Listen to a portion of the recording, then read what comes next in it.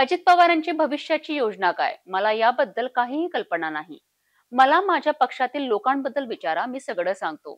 असं बोलून पालकमंत्री चंद्रकांत पाटील यांनी पत्रकारांना उत्तर देताना एकच हास्य पिकवला.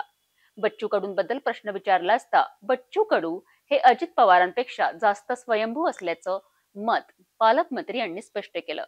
अजितदादांनी आता एक स्टेटमेंट दिलंय की बारामतीमधून जय पवारला उमेदवारी द्यायची का नाही हे पार्लमेंट बोर्ड ठरवेल. परंतु मी 7-8 वेळा निवडणूक लढलो, त्याच्यामुळे आता मला निवडणूक लढण्यात रस नाहीये. याचा अर्थ आता नेमकं काय समजायचं?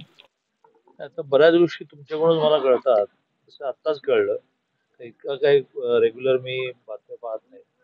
एक आणि दुसरं म्हणजे अजित पवारांचं फ्युचर प्लॅनिंग काय आहे ते काही मला माहित नाही. माझ्या पार्टीतल्या कोणाबद्दल विचारा, मी तुम्हाला सांगू शकेन. अजितदादासारख्या नेत्यांनी असं statement करणं ऐन निवडणुकीच्या काळात नेमकं काय आहे? तर मला म्हटलं माहित नाही त्यांच्या डोक्यात काय आहे, त्यांची योजना काय आहे. 2 महिन्यानंतर होणाऱ्या विधानसभेच्या निवडणुकीची खूप तयारी ते करतायत. त्यांच्या यात्रा सुरू आहेत, गावोगाव लोकांशी संवाद साधतायत.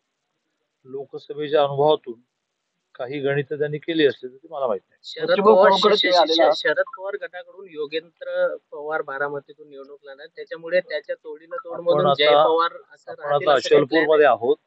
बारामती खूप लांब आहे. तुम्ही बच्चू भाऊंकडे जेवायला आलेला भोसनीया भोजनाला. बच्चू भाऊ गेल्या काही दिवसांपासून महायुतीत नाराज आहे, काय यावर चर्चा होईल? बच्चूभाऊंचं एक वैशिष्ट्य असं आहे की ते मूळ निष्ठा न सोडता जी नाराजी आहे ती मोकळेपणाने मान्य करतात. बोटचेपेपणा हा त्यांचा स्वभाव नाही. त्यामुळे जे आहे ते आहे म्हणतात. म्हणजे मग त्यांनी महायुतीतून ते बाहेर पडले, ते शरद पवारांना जाऊन मिळाले, असं झालंय असं मला वाटत नाही. पण पुन्हा एकदा अजित पवारांसारखं बच्चूभाऊ तर अजित पवारांपेक्षा जास्त स्वयंभू आहेत. त्यामुळे ते ठरवतील त्यांना काय ठरवायचं.